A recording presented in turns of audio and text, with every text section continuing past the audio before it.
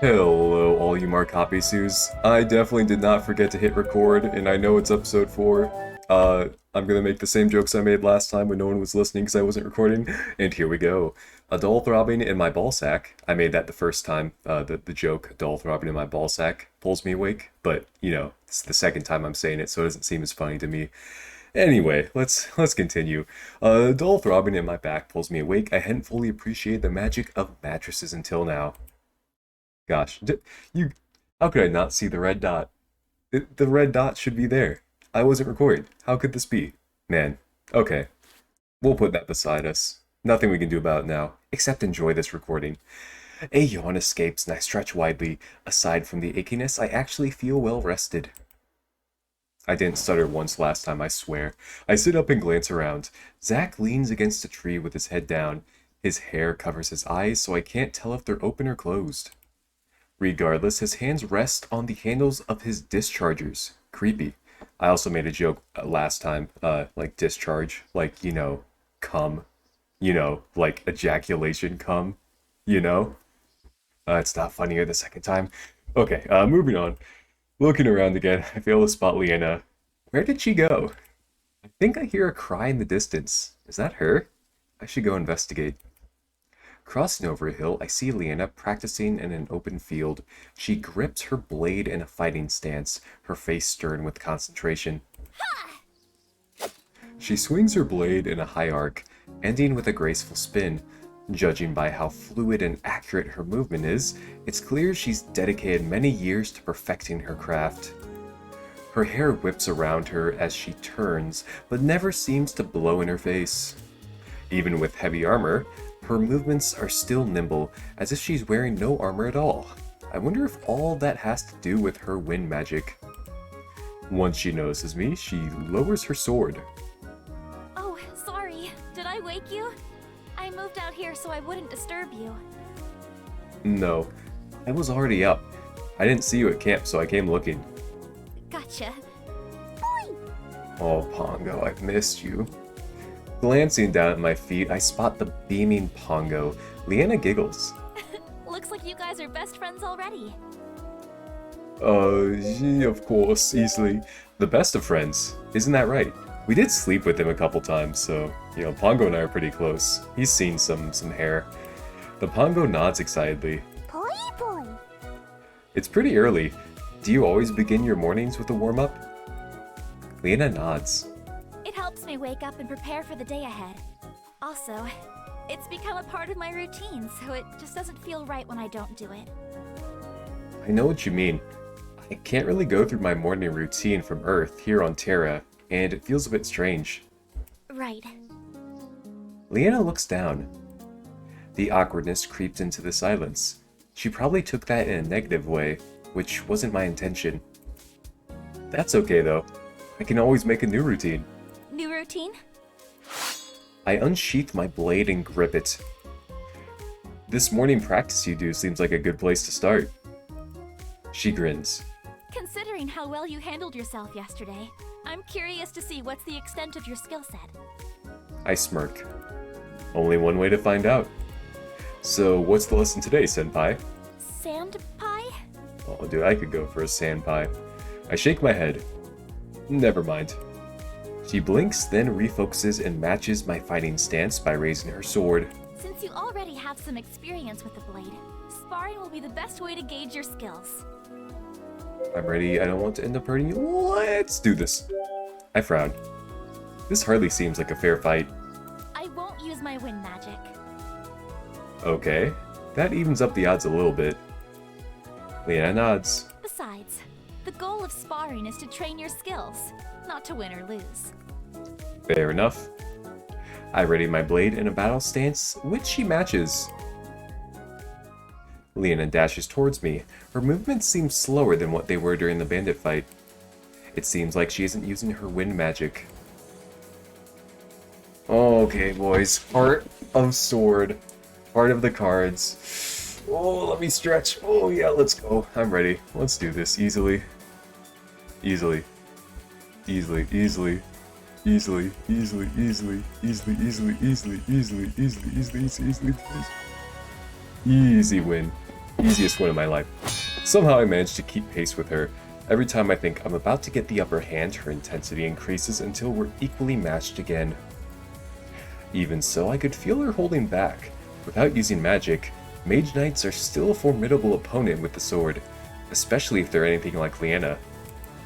We go back and forth with a few more swings until Leanna strikes from above. I hurriedly block with my sword, but I lose my balance in my hurry and topple to the ground, landing on my back. Oof. Leanna kneels down beside me. Your fundamentals are solid. If you keep practicing, I'm sure you'll be a formidable warrior in no time. That's pretty high praise when it's coming from you.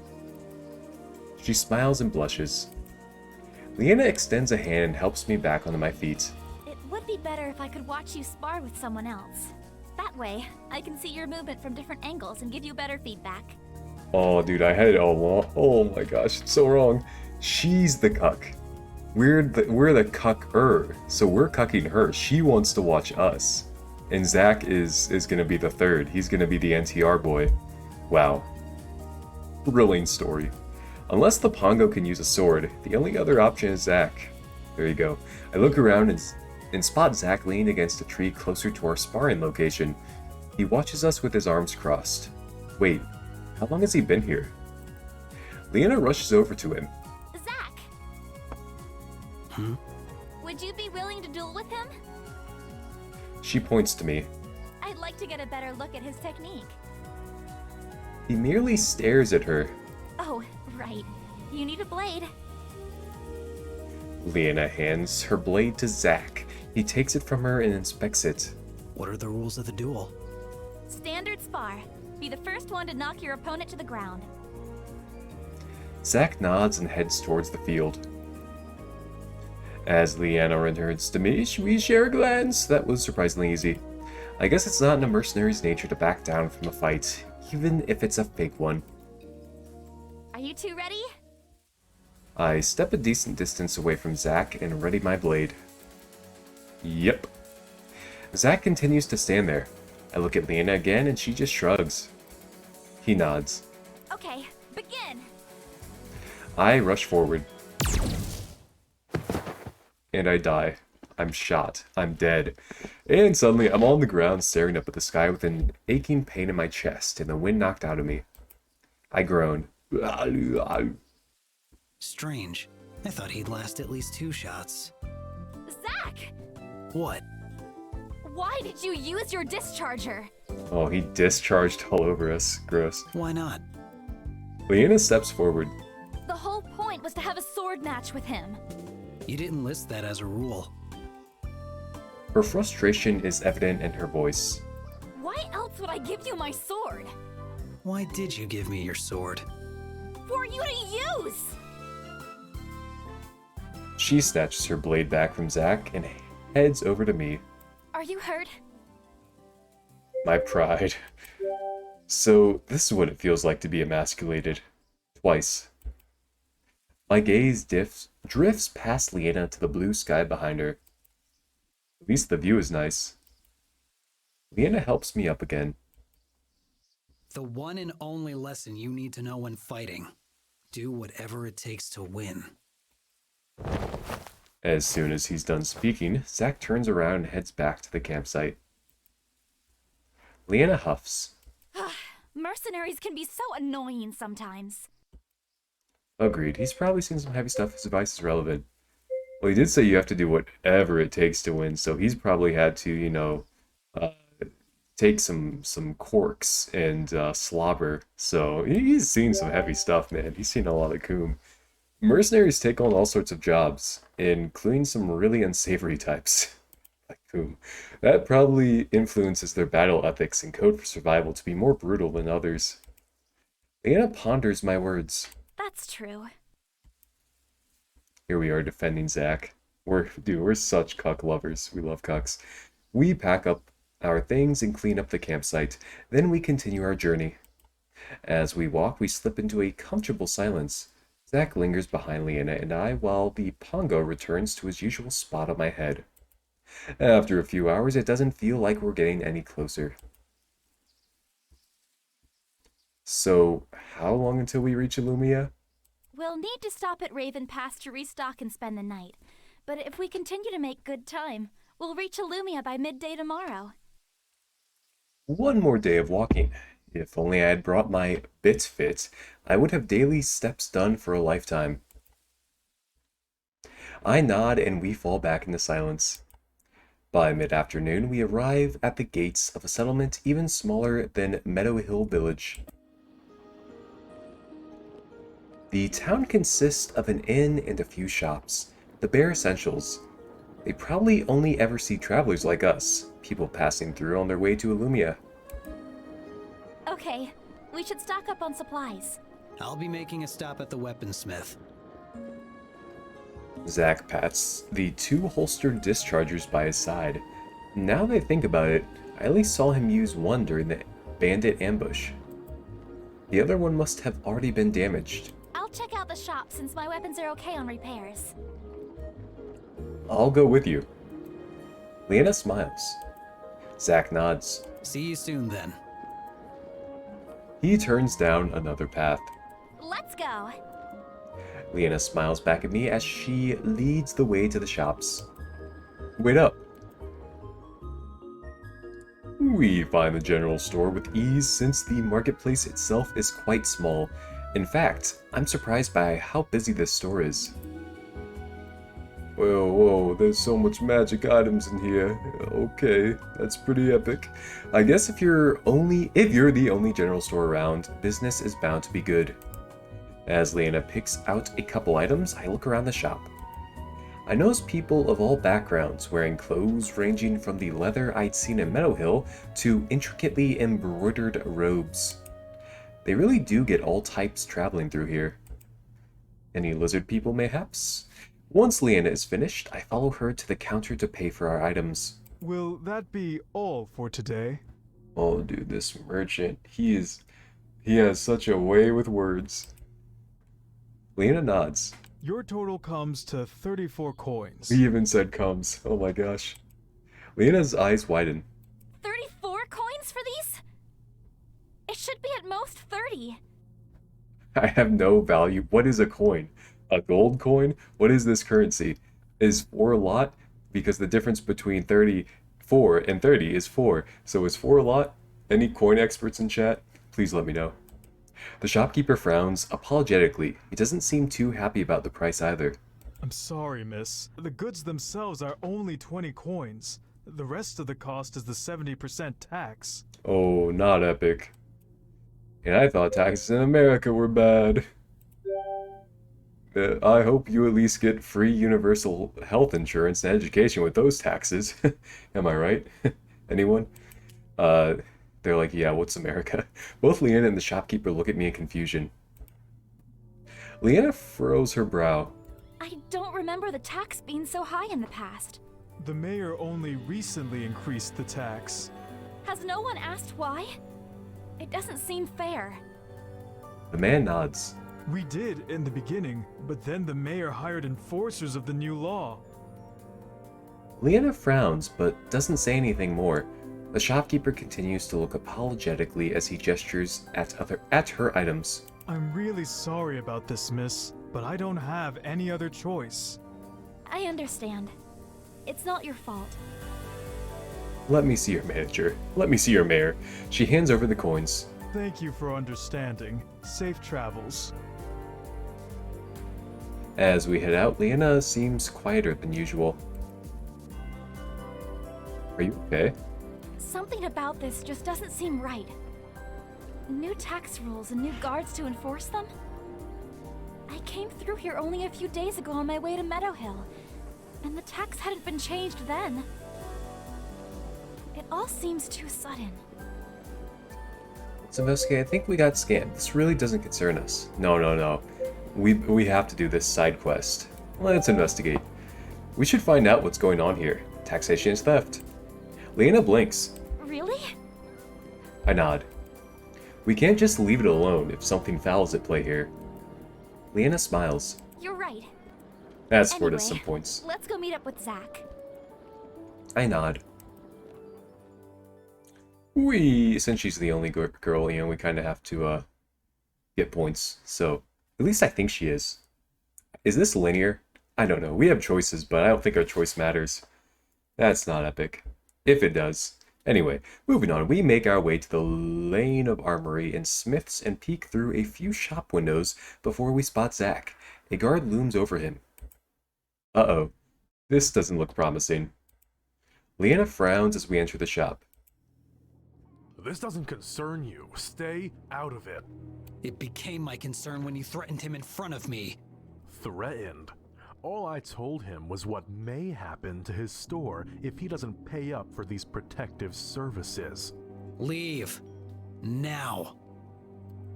The guard laughs. What makes you think I'd listen to you? Zack glares at the guard as he flips open his coat and reveals his discharger. He grips the second discharger on the table. The color drains from the guard's face. 2 dischargers with purple spheres and a black trench coat. It can't be. Zack shifts slightly, increasing the ferocity in his eyes. The guard tries to hide his fear with false bravado. He turns towards the shopkeeper. You're lucky your friend was here today. He won't always be here, though. After imparting one last subtle threat, the guard hurries out of the shop, rushing past Leanna and I. Zack relaxes and the shopkeeper sighs in relief. Thank you. That have to do with this new tax you mentioned? The shopkeeper nods. The taxes just keep growing. I've tried to keep my prices as low as possible for the customers, but then our taxes grow and, well, you saw what happens next.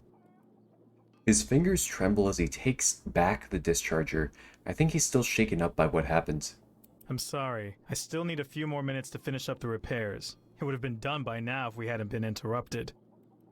Zack nods. The weaponsmith gives him a grateful smile as he returns to his workroom. Tax issues again. It looks like it's affecting all of the stores. And it's only going to get worse. I'm not going to let it escalate. Leanna and I glance at Zack in surprise. You two head to the inn. I have something to take care of first. I'm gonna commit mass murder. What are you planning to do? I'm going to pay a visit to the mayor. And kill him. We'll help. A good Samaritan mercenary? Stay quiet. We'll help kill him. Why not? We're coming too. We're always coming. Zack looks surprised. Something here is just not right. We can't sit by and do nothing.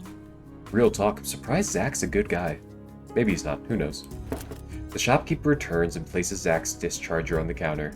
All fixed. Thanks. Here. Zack offers coins to the vendor, who shakes his head. Please, don't worry about it. You've already done me a huge favor by helping me with the guard. Zack holsters his discharger and places the coins on the counter anyway. I insist. The shopkeeper looks conflicted, then sighs and nods gratefully. Zack leads the way out of the shop and through the town. His footsteps are long and full of purpose, which is a change from his quiet, cautious demeanor. I can't help but look at him with a newfound respect. This is the first time I've seen him so determined and driven. Soon we arrive in front of a large, elaborate mansion. It looks very out of place compared to the modest shops in the rest of the town. 2 men guard the entrance. Zack pauses and sizes up the guards. One has 6 inches, one is 8. Zack goes to the 8. Use the element of surprise for 2 quick sneak attacks. Hey, we're talkers here. We should ask them if we can see the mayor. I doubt that would work. It doesn't hurt to try. Zack frowns, but after some thought he nods. We'll try that first. If that fails, we go to Plan B. Mass murder. Plan B? Zack has already moved towards the guards and doesn't hear my question. I face Leanna. Do you know what his plan B is? She shakes her head. Let's just hope it doesn't resort to that. We catch up to Zack. Halt! What is your business here? So why is guard 2 talking to us first? Shouldn't guard 1, you know? I don't know. We're here to see the mayor. Does he expect your audience? Zack shakes his head. No, but I need to speak with him about this latest tax hike. The tax hike? Guard 3. So guard 1 was guard 1. Guard 1 is guard 3. Crazy. The guards glance at each other and lower their weapons slightly. It almost seems as if they disapprove of the taxes too. You guys don't seem too happy with the taxes either. One of the guards hesitates, then nods. My sister runs the bakery in town, and the taxes have been hurting her business. Then why haven't you done anything about it? We tried, as have some of the other guards. When we protested, the treasurer recommended the mayor hire real guards. He glowers as he mentions the treasurer. Treasurer? Yeah, things have gotten really strange ever since he came to town. Suddenly the mayor is passing crazy rules he never would have passed before. The other guard elbows his comrade. Quiet down. Do you want one of his lackeys to hear? The first guard frowns and falls silent. Leanna raises a hand to her chin in thought. This treasurer sounds really suspicious. The guard motions to her manipulator. Wait, you're a mage knight? Leanna blinks. Yes, that's correct. Can you scan the treasurer for magic use? I swear, he's doing... Not your crazy theories again. They already have a court mage to see to that. Yes, a court mage who was assigned by the treasurer. The second guard frowns but doesn't reply. If we let you through, will you just scan around and see if you notice anything? Leanna nods. Yes, I'll do what I can. Just be careful. Some of the treasurer's hired guards may not be so fond of you poking around. Both guards step to the side. On your way. Let's go. I'm gonna kill a man. Zack leads the way again. We follow behind as Leanna fiddles with her manipulator. As we progress through the mansion, we pass unnoticed by the clerks and guards milling about. They must assume we have a reason to be here if we got through the front door. Leanna stares intensely at her manipulator, her brow furrowed in confusion. This doesn't make any sense. What is that? What is it? I can't read. The readings, they're so erratic. It's almost like but there can't be. There's what? Shadow magic. Oh no, not shadow magic. Zack looks sharply at Leanna. Shadow magic. She reluctantly nods. Zack sets his jaw. Oh, I right-clicked. Sets his jaw and tightens the grip on his dischargers. So, shadow magic. Someone mind telling me what it is? It's forbidden magic. She's entirely focused on her manipulator. It's coming from... She jogs down a hallway and stops in front of mahogany double doors. behind there. Suddenly, a voice calls out from behind us. It's you! Standing down the hall is the same guard from the shop. How did you get in here? Intruders! All eyes fall on us as he begins yelling. The guards who previously ignored us now draw their weapons as they close in. Zack pulls out his dischargers. You go deal with whatever that is. I'll keep them busy here. Zack's going to commit mass murder. Zack kicks down one of the tables and drops behind it for cover. Go! Now! As he raises his guns, purple energy swirls to life. He rains a hail of energy bolts down the hall in suppressive fire. Leanna bursts through the doors and I stay at her heels. The noise from the battle gradually fades away as we run deeper into the mansion. Eventually, the hall leads into a study. A carved wooden desk, laden with books and ledgers, is in the center with bookcases surrounding it. A man wearing a hooded dark robe sits at the desk. He scribbles something with one hand while the other hand is hidden within his robe. That's kinda... What's he doing with his hands? Why is his hand in his robe? What's he doing? An older man sits on the other side of the desk. His graying hair sticks out in strange angles, and his embroidered clothes are slightly askew. He stares at the open ledgers on the desk, but his eyes are dull, as if they aren't really seeing it. Two guards stand by the doorway, as still as statues, with those same dull eyes. The treasurer rises to his feet. Who let these two in? I explicitly said no visitors. Wow, the treasurer doesn't even have a sprite model. There's no way he's significant. Leanna's manipulator pulses widely, especially when she raises her arm towards him. It's him! He's the source of the shadow magic! Let's kill him. Neither the mayor nor the guards react. How dare you make such accusations! Arrest her immediately! The guards ready their weapons. Stop. We aren't here to fight you. I'm going to kill you. It's no use! He's influencing them with shadow magic! Let's take his life. A gust of wind gathers around Leanna, violently whipping her hair and clothes. It concentrates in her gauntleted palm. Okay, so I'm just gonna change the sentence. It concentrates in her palm, the one with the gauntlet on it, and she hurls it at them. The wind knocks the guards against the walls and blows open the robe of the treasurer, exposing his hidden hand. Oh, dude, I don't want to see this. Within his palm is a dark crystal sphere, and his cock and balls. It looks like a marble of darkness and swirling smoke.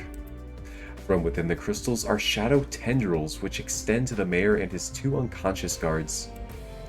Leanna's voice is flat when she speaks. I've never heard her sound so serious before. A tainted spear, and the branding of void. You have seen too much. We saw everything. The treasurer raises the black spear high and shadow energy shoots straight towards Leanna. She raises her hand and creates another ball of wind which she fires at the shadow bolt. That's what I meant. Sound effect. The shadow ball cuts through Leanna's magic like a knife through butter, and her wind scatters harmlessly into the room. Freeze. Push her out of the way. Oh, dude, we gotta sacrifice her life if we gonna get some. Leanna! I dash towards her and knock her out of the way. I take the full brunt of the shadow blast and I'm flung back against the wall. Agony sears my body. Oh, but we might get a hug out of this. It's worth it, am I right? I grit through the pain and look at Leanna. It doesn't look like any of the magic hit her. She rushes over, her face a mix of bewilderment and concern. You got this. This is painful as F. Hey, go kill him. I muster up a smile. Go get him. That was so reckless. Leanna unsheaths her blade.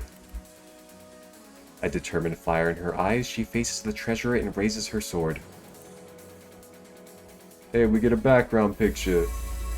Hey, I just like what's going on here. Again, I like this little, is it a halter? I don't know, but I like it. It's a nice sword too. Alright, back to the story. Her manipulator glows with power which flows into her blade, encasing it in a similar glow. Magic particles swirl around as static sparks of energy lash out from her weapon. Also, this OST in the background. Good. In an instant, she dashes towards the treasurer at inhuman speed. He fires 2 shadow bolts, but Leanna uses her blade to cut through the air and shoots off 2 slices of energy which cut through the shadow magic. What? Yeah! Oh, she just ya'd. Leanna lunges and charges her blade towards the treasurer. Just before her sword pierces him, the treasurer throws his tainted sphere to the ground. It shatters apart, and the shadowy mist leaks out of the orb, enclosing the room in a dark fog. The thick fog clouds my vision, and I can't see anything. As it slowly begins to fade, I make out Leanna, watching her surroundings, but the treasurer is nowhere to be seen. When she doesn't see her enemy, the glow from her sword fades away. Oh. Hey, the mayor has an image. Nice. Okay. The mayor lets out a throaty groan. Oh, dude, I need a throaty groan right now. He rubs at his head, his eyes now looking groggy, like somebody who has just woken up. What is...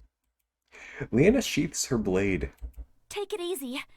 You were under the effects of shadow magic. shadow magic? He shakes his head as if to free his thoughts. He must be trying to shake off the lingering effects of the magic. Is it finally over? Lena nods. The mayor takes a few more minutes to compose himself. When his eyes seem more focused, he sighs in relief. You have my thanks.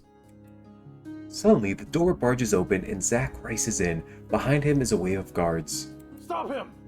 He's with us! The mayor stands unsteadily on his feet but addresses the guards. Leave them be. But they... I said leave them be! They killed 50 of us, sir. They hesitate and shoot confused glances at each other, but ultimately follow the orders and lower their weapons. Took you guys long enough. He looks at me. What are you doing down there? I groan as I rotate onto my back. Lena offers me a hand, which I accept. He took a shadow blast, aimed for me. Zach blinks in surprise but looks impressed. Seems like you ended up being useful after all. Thanks. Leanna checks her manipulator but remains still. The shadow magic is gone. The mayor seems much more alert. It was my treasurer, wasn't it? Leanna nods. He sighs heavily and sits back down in his chair. When he first arrived into town, I thought he would be like all the other travelers and go on his way. But he said he knew how to make this town even greater than what it is now. He had ideas on how we could become more than just a wayward stop. So I made him my treasurer. The first step was to increase taxes to build up our treasury. By 70%? He hangs his head in his hands. All I wanted was to help the people here have better lives. But all I've done is cause them suffering. You weren't in control of yourself. But it was me who made all the rulings and enforced those tax laws. Leanna shakes her head. It wasn't you. That man had a tainted sphere, and he was using it to influence you. The mayor leans back. He looks tired, as if a huge weight was dropped on him. I don't deserve to continue as mayor of this town. One of the guards steps forward. That's not true. I look over at the voice and recognize him as one of the guards formerly controlled by shadow magic. I know what it's like when he used that magic. All I could think about was how I could become an honor guard. The thought was overwhelming and I'd do anything to achieve it. I know that wasn't the real you, Mayor. The other formerly controlled guard steps forward and nods. Me too. Little Garrett still plays with the toy sword you gave him for his birthday. Says he's practicing for when he joins the guard too. The other guards in the room murmur their assent. There's nobody who can run this town better than you. The mayor glances at the hopeful forces of his guard. In this small town, I can believe that he knows each of them by name. Finally, he gives them a weak smile. I suppose somebody needs to clean up this mess. He gets back to his feet and turns to us. I don't know how to thank you for what you've done for us. Oh, I could think of a few ways, Mr. Mayor. Leanna smiles warmly. I'm glad we were able to help. Zach and I nod. You must be exhausted. Please, feel free to stay at Raven Pass for as long as you like. You are always welcome here. Thank you. The three of us leave the mayor to his business and head out of the mansion. Once outside, I glance up at the darkening sky. Leanna mirrors my movements. We should rest up for the night. Agreed. I nod. I saw the inn back towards the shops. Zach leads the way after turning down a side street. We see the lighted sign for the Hog's Head Inn. I stifle a yawn as we head inside. Wow, this inn looks just like the other inn, am I right? Zach and I sit down at the table while Leanna speaks with the innkeeper. She returns with 2 room keys, looking a bit shocked. Wordlessly, she passes one to Zach. What's going on? The innkeeper refused to let us pay for the rooms or food. Said it was by order of the mayor, and one he would happily oblige. Now that's epic. That was really nice of him. She nods. Another silence falls over us, but this one feels natural and not a bit uncomfortable. So why do we only get 2 room keys? Who's sleeping with who? I mean, we already got Pongo. After a few minutes, the staff brings out 3 steaming bowls and places one in front of each of us. Once the bowls hit the table, Zach digs in with gusto and practically inhales his food. Leanne and I share a look before we grab our spoons. Ah, stew again? She nods. It's hearty and filling. Rabbit again? Actually, this time it's venison. I take a bite. Better than rabbit, even more gross, tastes the same. Hey, venison rabbit tastes the same. It just tastes like stew to me. I try not to wince every time I use my spoon. The fire has eased out of my body, but my shoulder still throbs from when I landed on the ground. Leanna glances at me and then gets up and walks back to the innkeeper.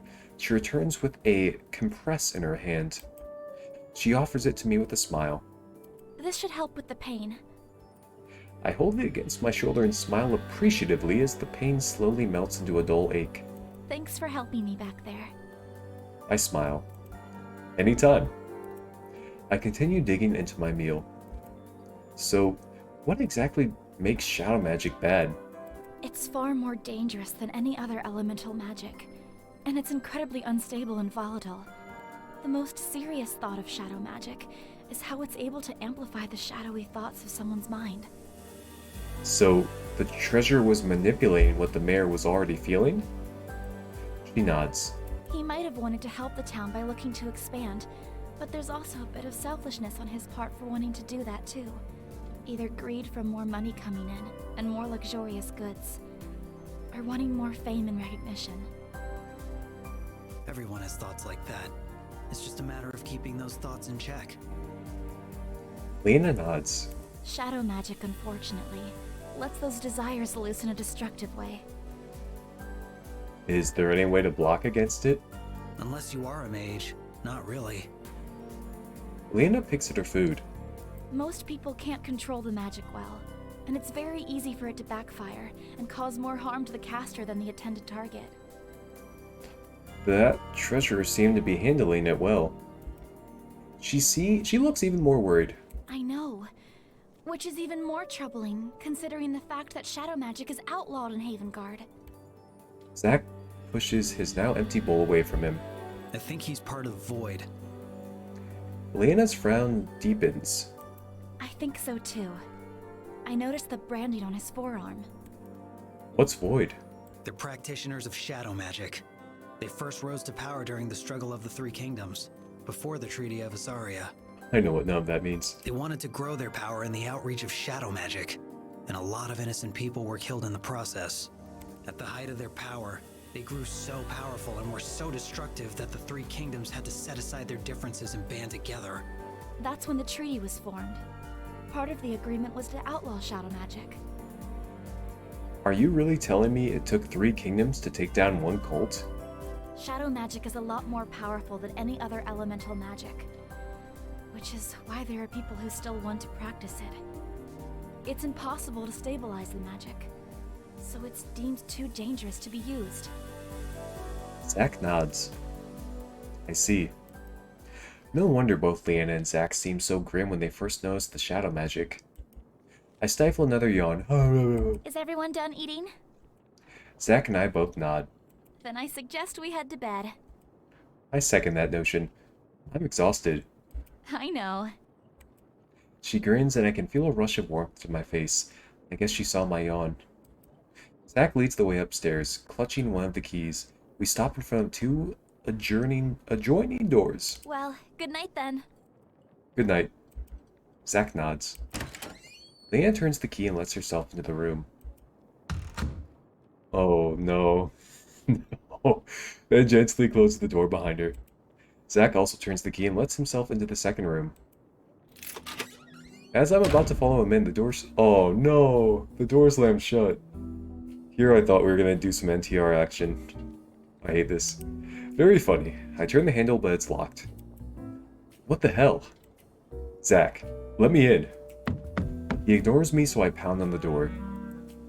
Come on, let me in.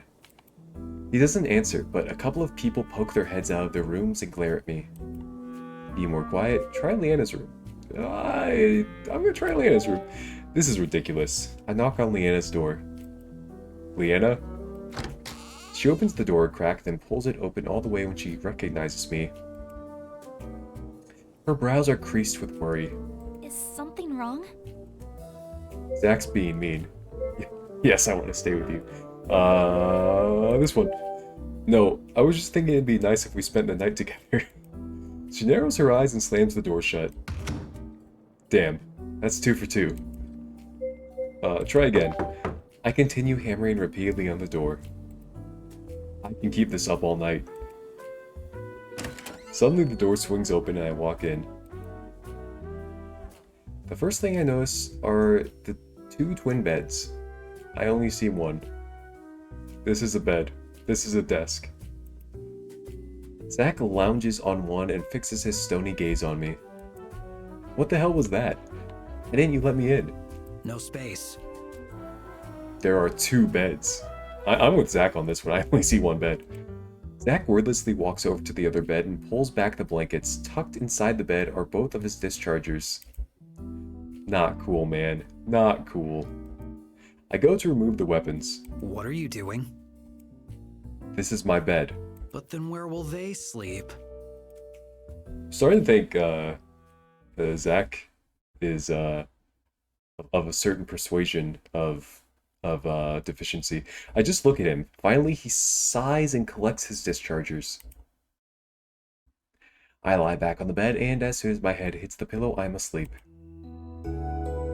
Wow, long episode, am I right? Did we cross 40? I think we crossed 40. It's possible. Oh man, I'm gonna call it there. I need to do that bed thing where I sleep with discharges. Hopefully not, I just cleaned my sheets, I can't be discharging.